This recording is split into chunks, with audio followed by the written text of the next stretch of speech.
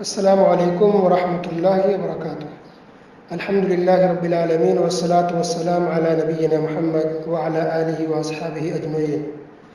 پارہ نمبر 8 کی مختصر تفسیر پیش خدمت ہے۔ اللہ سبحانہ وتعالیٰ کا ارشاد گرامی ہے وَإِن تُطِعْ أَكْثَرَ مَن فِي الْأَرْضِ يُضِلُّوكَ عَن سَبِيلِ اللَّهِ إِن يَتَّبِعُونَ إِلَّا الظَّنَّ وَإِنْ هُمْ إِلَّا يَخْرُصُونَ۔ سورہ انعام آیت نمبر 116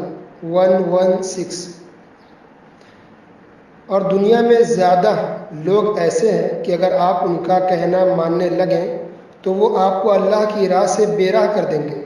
وہ محض بے اصل خیالات پر چلتے ہیں اور بالکل قیاسی باتیں کرتے ہیں۔ کیا مطلب ہے؟ یعنی اگر اکثر لوگ کی ہم بات ماننا شروع کر دیں، اللہ تعالیٰ فرمان نبی کریم صلی اللہ علیہ وسلم سے کہ اگر زیادہ لوگ کی آپ بات مانیں، جو مشورہ دے رہے ہیں، جو کہتے ہیں یا وہ جو چاہتے ہیں، ان کے دلوں کی خواہش پوری کرنے لگے، ان کی جو مشورے ہیں، ان کے جو طریقے، ان پر اگر چلنے لگے، اس کی بات اگر مانیں گے تو آپ کو دین سے اور اصل راستے سے بھٹکا دیں گے، گمراہ کر دیں گے۔ اللہ اکبر۔ تو یہ زیادہ لوگ، یاد رکھیں، تعداد، کثرت، بہت زیادہ لوگ اگر کسی پارٹی میں، کسی جماعت میں ہیں یا کسی سائڈ میں ہیں تو اس کا مطلب کبھی نہیں ہوتا کہ وہ لوگ حق پر ہیں، صحیح دین پر ہیں اور صحیح راستے پر ہیں۔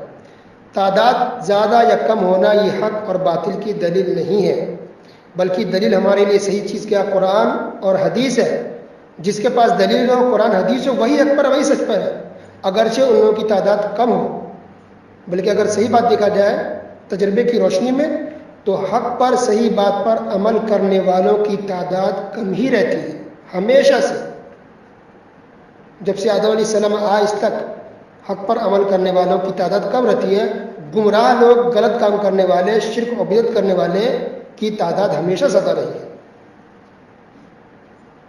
تو کبھی بھی انسان کو غلط فہمی کا شکار نہیں ہونا چاہیے اور دھوکہ نہیں کھانا چاہیے ہمارے سماج کے اندر کہ اتنے لوگ شرک کر رہے ہیں، اتنے لوگ غلط کام، اس کا مطلب کہ وہ صحیح ہوگا، شرک نہیں ہوگا۔ نہیں، کبھی آپ تعداد اور کثرت دیکھ کر کے آپ دھوکے میں نہ پڑیں، بلکہ حق کا ساتھ دیں اگرچہ تعداد کم ہو۔ دوسری بات یہ ہے کہ اللہ سبحانہ وتعالیٰ نے کہا سورہ انعام آیت نمبر 118 کے اندر 118 کہ جس جانور پر اللہ کا نام لیا گیا ہو وہ حلال ہے، اسے کھاؤ پیو، اور جس پر اللہ کا نام نہ لیا گیا ہو اسے مت کھاؤ۔ تو جس پر اللہ کا نام لیا گیا اسے کھاؤ، یہ آیت نمبر 118 میں ہے، اور جس پر اللہ کا نام نہ لیا گیا اس کو مت کھاؤ، اس کا بیان آیت نمبر 121 میں ہے۔ سورہ انعام آیت نمبر 121 1-1۔ تو سورہ مائدہ کے اندر حلال اور حرام جانوروں کا ذکر ہوا، اور کچھ بیان اللہ نے یہاں فرمایا کہ وہ جانور بھی حرام ہے جس پر اللہ کا نام نہ لیا گیا۔ اب جو لوگ ایسے ملکوں میں رہتے ہیں جہاں حلال حرام کی کوئی تمیز نہیں، ہوٹل میں، ریسٹورنٹ میں جاتے ہیں، اس کو کتے کا گوشت بھی دے دیتے ہیں، خنزیر کا گوشت بھی نعوذ باللہ رکھتے ہیں وہ لوگ، کیونکہ وہ کافر مشرکین کا ملک ہے، آرام سے لوگ کھاتے پیتے ہیں۔ تو اب مسلمان کو کیا کرنا چاہیے کہ اگر وہ بیل کا یا بکرے کا گوشت اس کے ہوٹل میں ملے تو کیا کھا لیں؟ نہیں۔ جو کتا آپ کو کھلا سکتا ہے، خنزیر کا گوشت رکھ سکتا ہے، وہ کیا بسم اللہ پڑھے گا وہ جانور پر؟ اور کیا آپ کو امید ہے کہ وہ بسم اللہ پڑھ کے آپ کو کھلائے گا؟ نہیں۔ تو اللہ نے کہا کہ وہ جانور جس پر اللہ کا نام نہ لیا گیا ہو اسے مت کھاؤ، وہ جائز نہیں ہے۔ گویا گائے ہو، بیل ہو، بکرے ہو، مرغے ہو، چکن ہو، اگر اس پر اللہ کا نام نہیں لیا گیا ہو، بغیر اللہ کا نام لیا اگر ذبح کر دے تو وہ جائز نہیں۔ اگر ان جانور پر غیر اللہ کا نام لے لے تب تو شرک ہے، یعنی غلط تو ہے ہی، حرام ہے۔ لیکن جانور ایسے ہی ذبح کر دے، بغیر نہ غیر اللہ کا نام لیا نہ اللہ کا نام لیا، ایسے ہی ذبح کر دے، وہ حلال ہے؟ نہیں، وہ بھی حلال نہیں ہے۔ جانور کو حلال ہونے کے لیے ضروری ہے کہ اس پر آپ اللہ کا نام لیں، یعنی بسم اللہ پڑھیں، بسم اللہ پڑھ کر ذبح کریں، بسم اللہ اللہ اکبر، یا کم سے کم بسم اللہ پڑھیں۔ تو بسم اللہ پڑھ کر ذبح کریں گے تبھی یہ جانور حلال ہوگا آپ کے لیے، ورنہ حلال جانور بھی حرام ہو جاتا ہے اگر اس پر اللہ کا نام نہ لیا گیا ہو تب۔ اچھا، ایک بات یہاں پر یہ ہے کہ ایسے ہوٹل جو مسلمان کے ہیں، ایسی دکانیں جو مسلمان کے ہیں، اس سے اگر آپ گوشت لے رہے ہیں، کھا رہے ہیں، تو اب یہاں پر یہ پوچھنا ضروری نہیں ہے دکاندار سے کہ بھائی آپ نے بسم اللہ پڑھا کیا۔ مسلمان ہے تو انشاءاللہ پوری امید ہے کہ بسم اللہ ہی پڑھا ہوگا اور بسم اللہ پڑھ کے ہی ذبح کرے گا، ٹھیک ہے۔ پھر اگر کوئی کہ بھائی شک ہے ہم کیا کریں، تو اس شک کا علاج یہ ہے کہ آپ بسم اللہ پڑھ کے کھا لیں. اس کی دلیل یہ ہے کہ عائشہ رضی اللہ تعالیٰ عنہ نے کہا کہ جو لوگ نئے مسلمان ہوئے سے اور دیہات سے مسلمان آ رہے تھے تو وہ لوگ ہمارے لیے گوشت لے کے آتے. تو میں نے نبی کریم صلی اللہ علیہ وسلم سے پوچھا کہ اللہ کے رسول صلی اللہ علیہ وسلم یہ نئے مسلمان ہیں, گوشت لے کر کے آتے ہیں اور ہمیں پتہ نہیں بسم اللہ پڑھتے ہوں گے یعنی کیا کریں. تو پیارے نبی صلی اللہ علیہ وسلم نے فرمایا کہ پھر تم بسم اللہ پڑھو, تم بسم اللہ پڑھو اور کھاؤ. ٹھیک ہے. تو یہ حدیث صحیح بخاری کے اندر ہے, حدیث نمبر 5507 5507. تو اگر مسلمان کی دکان ہے وہاں سے اگر آپ لے رہے ہیں یا شادی میں جا رہا ہے, مثلا ولیمہ میں جا رہا ہے, تو پوچھیں گے بھائی شادی والوں سے, اگر مسلمان کی شادی ہے تو کہ بھائی تم نے بسم اللہ پڑھا کہ نہیں, آپ بسم اللہ پڑھ کے کھا لیجیے. لیکن غیر مسلم کا ہوٹل ہے, کافروں کا ہوٹل ہے, کافروں کی دکان ہے, تب پھر وہ شک والی بات ہے, وہاں انسان کو نہیں خریدنا چاہیے گوشت. باقی سبزی دال چاول خریدے وہ مسئلہ نہیں, یہاں جانوروں کی بات کریں کیونکہ جانور کے لیے بسم اللہ پڑھنا ضروری ہے. اب چاول خرید رہے ہیں, سبزیاں خرید رہے ہیں, کپڑے خرید رہے ہیں, تو اس کے لیے بسم اللہ نہیں ہے, تو وہ آپ کافر کی دکان سے خریدیں مسلمان کی, وہ آپ کی مرضی ہے جہاں آپ کو اچھا لگے. لیکن جہاں جانور کی بات آتی ہے, بکرے ہے, گائے ہے, بیل ہے, چکن ہے, یہ جو جانور جو حلال اسلام میں ہے وہ جانور تو ذبح کیا جاتا ہے, اور ذبح کرنے کا طریقہ کہ انسان بسم اللہ پڑھے, اور جب تک آپ بسم اللہ پڑھ کے ذبح نہیں کریں گے بسم اللہ اللہ اکبر, وہ آپ کے لیے حلال نہیں ہے. تو اس میں آپ احتیاط کریں. ٹھیک ہے. تو وہ یہ بات بھی اللہ نے قرآن میں بیان فرمائی ہے. دیکھیے سبحان اللہ, اس لیے کہتے ہیں قرآن کے اندر بہت سے سوالوں کا جواب ہے اور بہت سے آپ کی سمسیاؤں کا حل موجود ہے. اچھا, اس سورہ انعام کے اندر سورہ انعام اللہ نے بہت سے جانوروں کا ذکر کیا ہے. جانور بہت سی شکل صورت, یعنی یہ کافر, یہ مشرکین منمانی سے, اپنی منمانی سے جس کو چاہتے حلال کر دیتے, یعنی حلال سمجھتے, اور جس کو چاہتے حرام سمجھتے تھے. اسی طرح بہت سے جانوروں کو یہ مشرکین غیر اللہ کے نام پر چھوڑ دیتے کہ یہ بدھ کے نام, یہ فلاں معبود باطلہ کے نام پر آزاد, اس کے نام کی نظر و نیاز, یہ کافر کرتے تھے. تو بہت سے جانوروں کو غیر اللہ کے نام پر چھوڑ دیتے, پھر اس سے وہ لوگ کھیتی نہیں کرتے, اس سے کوئی کام نہیں لیتے, اس کو مقدس سمجھتے. تو اس طرح سے کئی شکلیں صورت تھی جانوروں کے تعلق سے, مشرکین کا رویہ, اس کا بیہیویئر تھا. تو اللہ سبحانہ وتعالیٰ نے تمام شکلوں کو اس صورت کے اندر بیان کیا, اس لیے اس کا انعام رکھا گیا ہے, اس کے اندر جانوروں کا ذکر ہے. تو اللہ نے یہ واضح کیا کہ یہ کافر جس کو حرام کر دے اس کے حرام کرنے سے حرام نہیں ہوگا, اور جس کو حلال کر دے اس کے حلال کرنے سے حلال نہیں ہوگا, بلکہ حرام وہی جس کو اللہ نے حرام کیا ہے, اور وہی حلال ہے جس کو اللہ نے حلال قرار دیا ہے. اور کوئی بھی جانور کسی غیر اللہ کے نام پر نہ چھوڑا جائے, کسی غیر اللہ کے نام پر اس کو آزاد اور اس کے نام کی نظر و نیاز نہ نکالی جائے. اگر غیر اللہ کے نام پر اگر نیاز کر دیا جائے, نظر مان لی جائے جانوروں کی, تو پھر وہ جانور کو کھانا حلال نہیں ہے. اسی طرح اللہ تعالیٰ نے یہ بھی بیان فرمایا سورہ انعام آیت نمبر 125 125, فمن یرید اللہ ان یہدیہ یشرح صدرہ للاسلام, کہ اللہ تعالیٰ جس کو ہدایت دینا چاہتا ہے اس کے سینے کو اسلام کے لیے اللہ کھول دیتا ہے. اللہ اکبر. گویا ہدایت دینا یہ اللہ کا کام ہے, ہمارا کام ہے کوشش کرنا, محنت کرنا, دین کی دعوت دینا, لیکن ہدایت صرف اور صرف اللہ رب العالمین ہی دے سکتا ہے. اسی طرح اللہ سبحانہ و تعالیٰ نے ماں باپ کے ساتھ حسن سلوک کرنے کا حکم دیا, اور اللہ نے سختی سے منع کیا کہ کوئی بھی انسان غربت کی وجہ سے, تکلیف ہے, پیسے کی کمی ہے, تو اس وجہ سے انسان اپنی اولاد کو قتل نہ کرے. اللہ اکبر. اللہ نے کہا نحن نرزقکم وإیاہم, تمہیں بھی ہم ہی رزق دیتے ہیں اور تمہاری اولاد کو بھی ہم ہی رزق دیں گے. اس لیے غربت کی وجہ سے, تنگدستی کی وجہ سے اپنی اولاد کو قتل نہ کرو, اور پھر ہر طرح کے حرام چیزوں سے, بے حیائی کے کاموں سے, چاہے وہ کھلے ہو یا پوشیدہ ہو, سب سے بچ کے رہنا. یہ بیان ہے سورہ انعام آیت نمبر 151 151. اس کے بعد اللہ سبحانہ وتعالیٰ نے ارشاد فرمایا آیت نمبر 153 153, وَأَنَّ هَذَا صِرَاطِي مُسْتَقِيمًا فَاتَّبِعُوهُ, بے شک یہ میرا سیدھا راستہ ہے, لہذا اسی راستے کی پیروی کرو. تو اللہ کا راستہ ایک ہی ہے جو سیدھا جنت تک لے کے جانے والا ہے, ہمیں اسی راستے پر چلنا ہے. باقی دنیا میں بہت سے راستے ہیں, رائٹ میں, لیفٹ میں, بہت سے راستے نکلے ہوئے ہیں جو آپ کو گمراہ کر دیں گے, شیطان کے راستے پر چلائیں گے.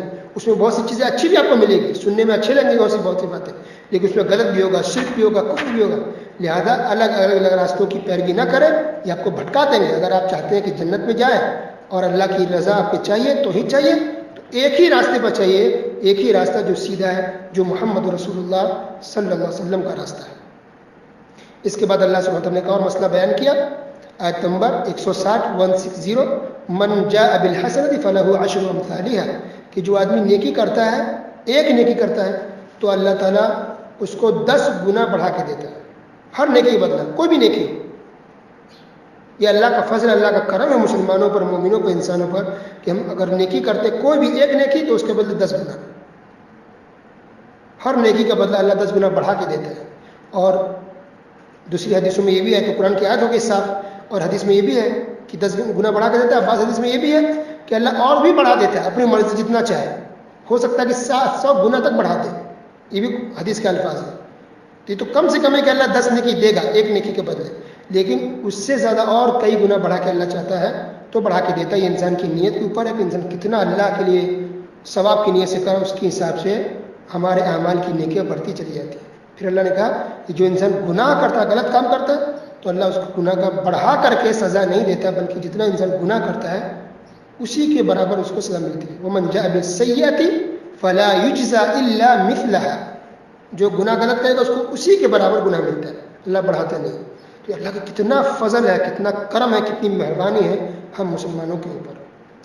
اس کے بعد ایک آیت ہے، بہت اہم آیت، یاد رکھیں، توحید والی آیت، قُلْ إِنَّ صَلَاتِي وَنُسُكِي وَمَحْيَايَ وَمَمَاتِي لِلَّهِ رَبِّ الْعَالَمِينَ، سورہ انعام آیت نمبر 162 اے نبی کہیے کہ میری نماز، میری قربانی، میری زندگی، میری موت، یہ سب کے سب اللہ رب العالمین کے لیے۔ اللہ اکبر۔ تو نماز بھی اللہ کے لیے، قربانی بھی اللہ کے لیے۔ پتہ چلا کہ ہم کسی اور کے نام پر قربانی نہیں کر سکتے، یعنی کسی اور کی طرف سے تو صحیح ہے، اپنی طرف سے کرے، گھر والوں کی طرف سے، لیکن کس کے نام پر کریں گے؟ یہ اللہ کا نام ہوگا، بسم اللہ اللہ اکبر، اللہ کے نام پر ہی قربانی ہوگی، اللہ کا تقرب، اللہ کی نزدیکی حاصل کرنے کے لیے۔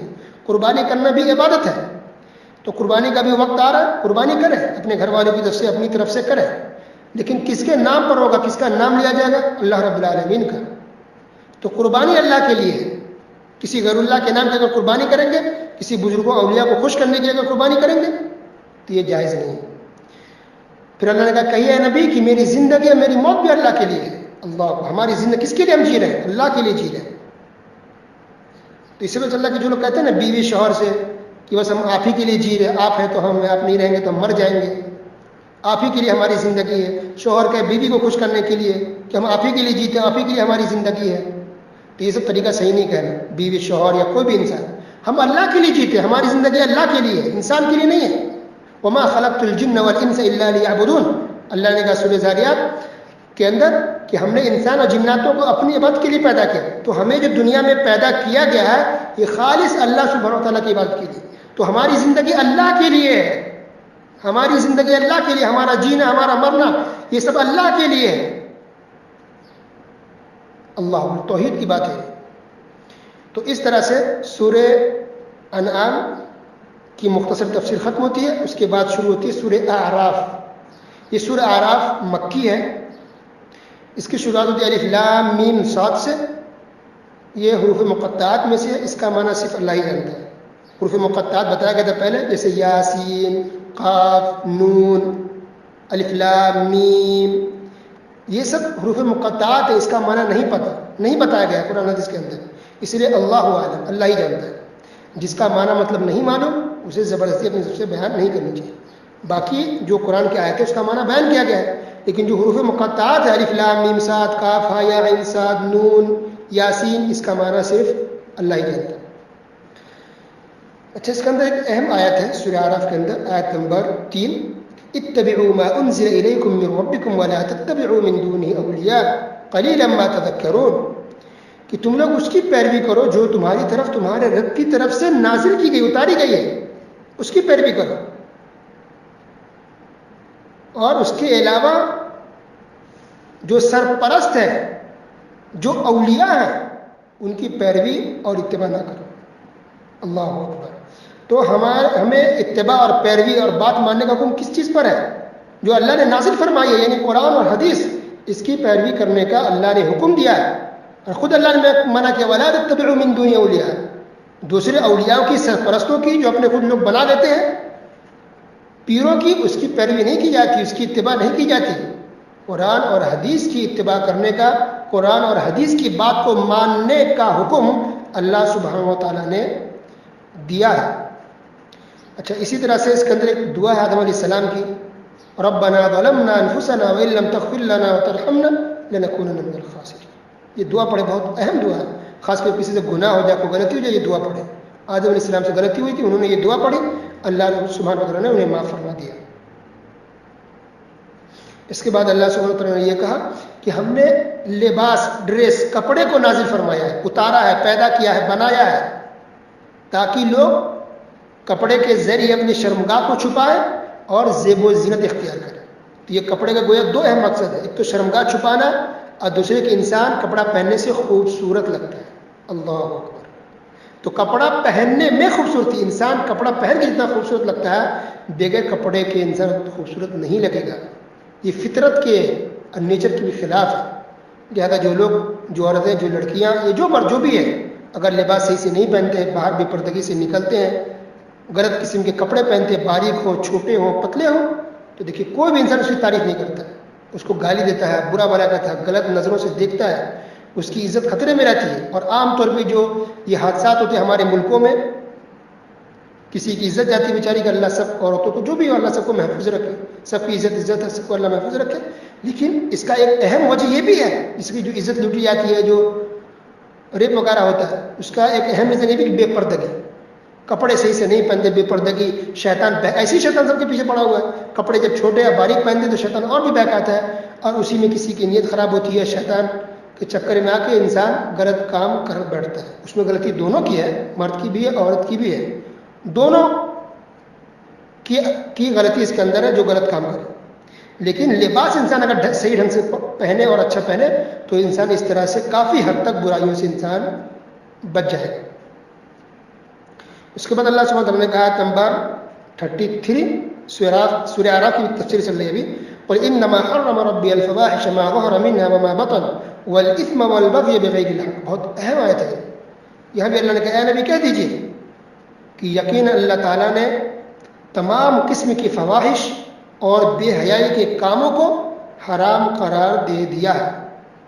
تمام قسم کی بے حیائی، جتنی بھی بے حیائی کے طریقے ہو سکتے ہیں، جتنے بھی بے حیائی کے راستے ہو سکتے ہیں، جتنے بے حیائی کے کام، اللہ نے سب کو حرام قرار دے دیا، چاہے وہ کھل کر کے ما ظهر منها وما بطن، جو کھلے عام ہو بے حیائی یا چھپ کر کے ہو، چھپ کر کے ہو، اس کو بھی اللہ نے حرام قرار دیا۔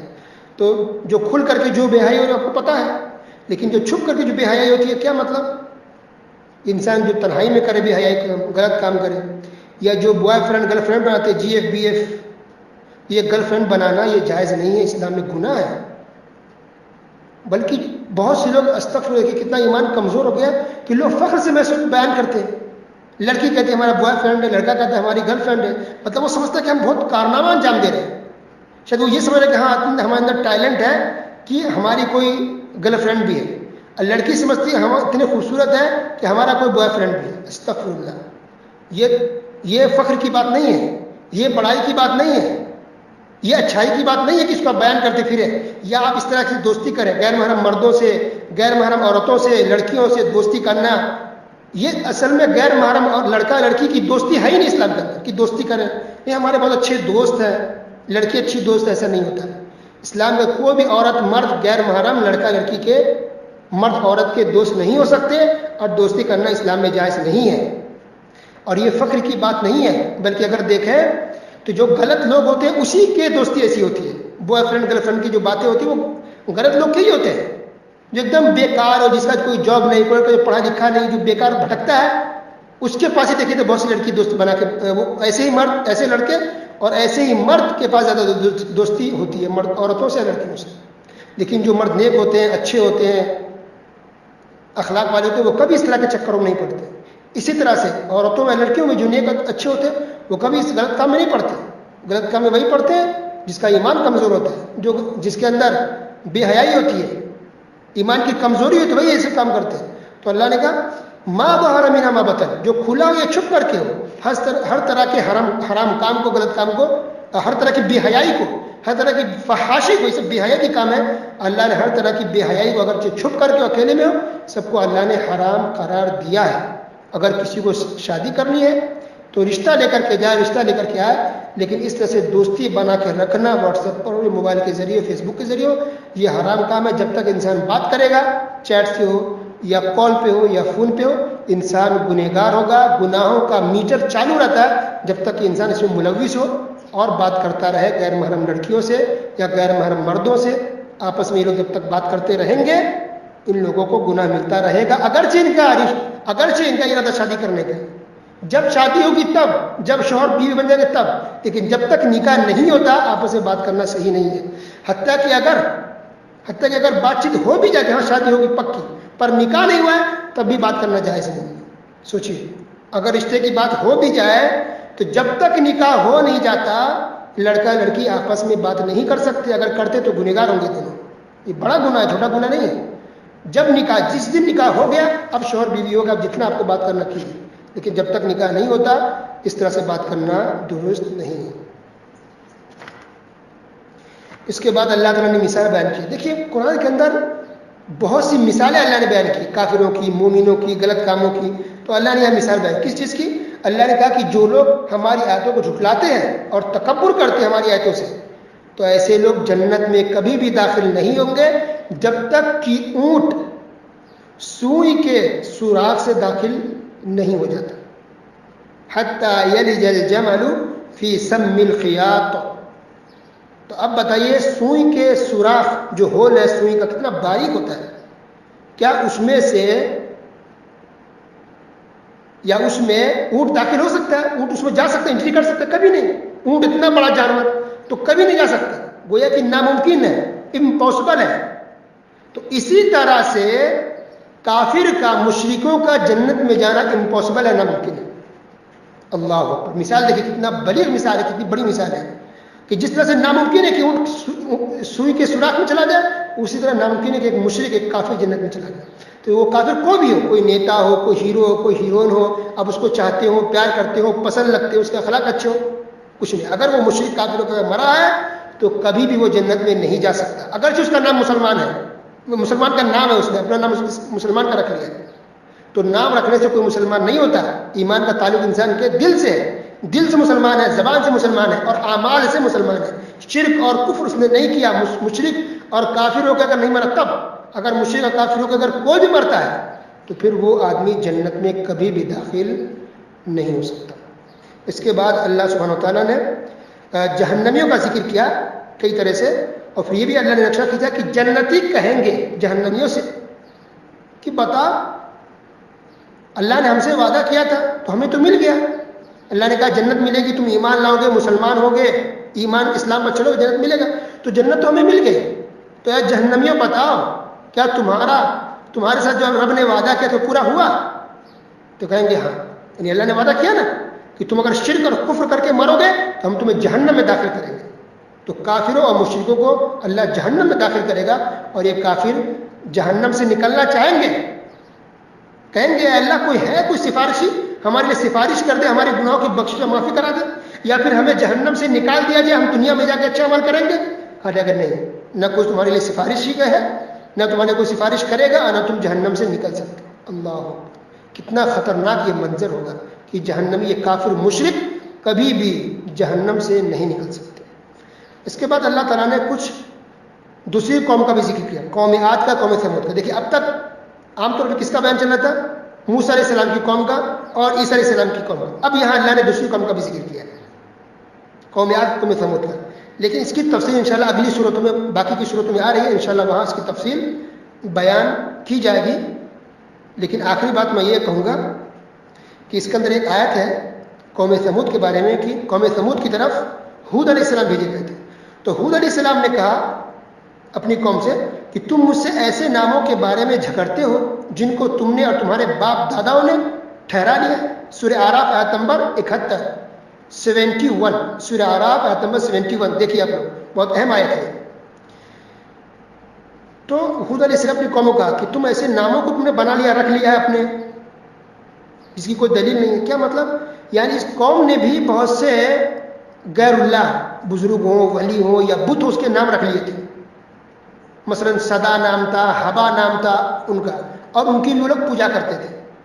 جس طرح سے دیکھیے نوح علیہ السلام کی قوم میں بھی بزرگ تھے, 5 بڑے بزرگ, ود, سوا, یغوث, یعوق, نصر, تو ان کے نام تھے, بزرگوں کے نام تھے. ان کو لوگوں نے معبود بنا لیا تھا, رب بنا لیا تھا. اللہ اکبر. اس سے پتہ چلا کہ شرک صرف یہ نہیں کہ اب پتھر کی پوجا تو ہی شرک ہے, اب بزرگوں اولیاء کے ساتھ اگر وہ بہیو کرے جو رب کے ساتھ ہوتا ہے تو یہ بھی شرک ہے کھلا ہوا. ایسا انسان مشرک اور کافر ہو جائے گا. تو کئی امتوں میں لوگوں نے اپنے بزرگوں اولیاء کا نام رکھا تھا. مشرکین مکہ نے نام رکھا تھا کیا؟ لات, عزا, منات, یہ نام رکھے ہوئے تھے. اللہ اکبر. آج اس امت محمدی میں دیکھیے مسلمانوں نے کیا نام رکھا ہے بزرگوں کا اولیاء کے نام پر؟ کیا نام رکھا ہے؟ داتا گنج, بخش, خواجہ نواز یا خواجہ غریب نواز, مشکل کشا, گنج بخش. تو یہ خواجہ غریب نواز یہ جو عام بزرگوں کا آپ نام دے رہے ہیں, کیا اللہ نے یہ نام دیا ہے؟ کیا رسول اللہ صلی اللہ علیہ وسلم نے یہ نام دیا ان کو؟ یہ پچھلی امت کے کافر مشرکین کا یہ طریقہ تھا. وہ اپنے بزرگوں بتوں کو بھی نام رکھتے تھے, بزرگوں اولیاء کا نام بھی رکھتے تھے, گنج بخش, یا اپنے حساب سے اس کی زبان میں جو اس کے نام ہوتے ہیں الگ الگ لینگویج بھی تھے. تو آج جو بزرگ اللہ کے نیک بندے جو اولیاء بیچارے گزر چکے, جو زندہ ہے وہ بھی, جو گزر چکے, غلطی ان کی نہیں ہوتی. غلطی تو ان کی ہے جو ان کے نام پر شرک کرتے ہیں اور ان کے بزرگوں اولیاء کو بدنام کرتے ہیں. اولیاء کے نام پر لوگوں سے شرک کرواتے ہیں, اس کے کمائی کر رہے, بزنس کر رہے. تو آپ نے جو غریب نواز نام رکھا, داتا گنج بخش نام رکھا, یہ نام کہاں سے آیا؟ یہ نام کس نے آپ کو دیے؟ اللہ اس کے رسول نے تو یہ نام نہیں بتایا. یہ شرک ہے کھلا ہوا. یہ گنج بخش, یہ داتا, دینے والا, عطا کرنے والا, معاف کرنے والا, غریبوں کو نوازنے والا. غریب نواز, غریبوں کو نوازنے والے کون ہے؟ یہ اللہ سبحانہ و تعالیٰ ہے. اللہ اکبر. اس لیے مسلمانوں کو توبہ استغفار کرنی چاہیے, معافی مانگے اللہ سے, شرک اور کفر نہ کرے. یہ جان رکھیں کہ یہ نام جو آپ دے رہے ہو, یہ نام پچھلی امتوں میں بہت سے مشرکوں نے اپنی قوموں میں اپنے بزرگوں اولیاءوں کا نام رکھے ہوئے تھے الگ الگ. اللہ نے سختی سے منع کیا کہ نام نہ دو, یہ شرک نہ کرو, یہ کفر نہ کرو, توحید پر چلو, اللہ اس کے رسول کے طریقے پر چلو. اللہ نے جو آیتیں نازل فرمائی ہے, جو دلیل نازل کی ہے, اس طریقے پر چلو. اور پھر خدا علیہ السلام نے مطالبہ کیا اپنی قوم سے, دلیل لاؤ. کیا دلیل ہے تمہاری جو نام رکھے ہو ان لوگوں کے؟ کیا دلیل ہے؟ کیا دلیل ہے؟ آپ نے غریب نواز رکھا, آپ نے داتا گنج بخش نام رکھا. یہ اللہ کے نیک بندے بزرگ اولیاء اللہ, الحمدللہ, یہ تو بہت اونچی ہستی ہے, ہم تو ان کے پیر کے دھول کے برابر بھی نہیں ہیں.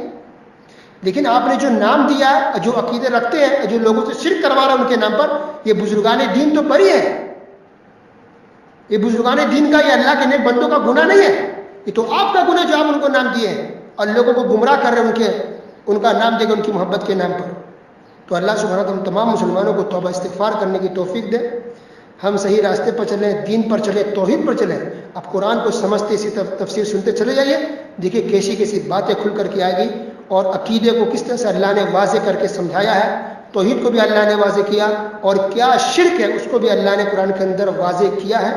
اللہ سبحانہ و تعالیٰ تمام مسلمانوں کو حدیث اور قرآن پر چلائے, توحید پر چلنے والا بنائے, اور شرک سے توبہ استغفار کرنے کی توفیق دے. آمین. وصلی اللہ علی نبینا محمد وعلی آلہ وصحبہ اجمعین. والسلام علیکم ورحمۃ اللہ وبرکاتہ.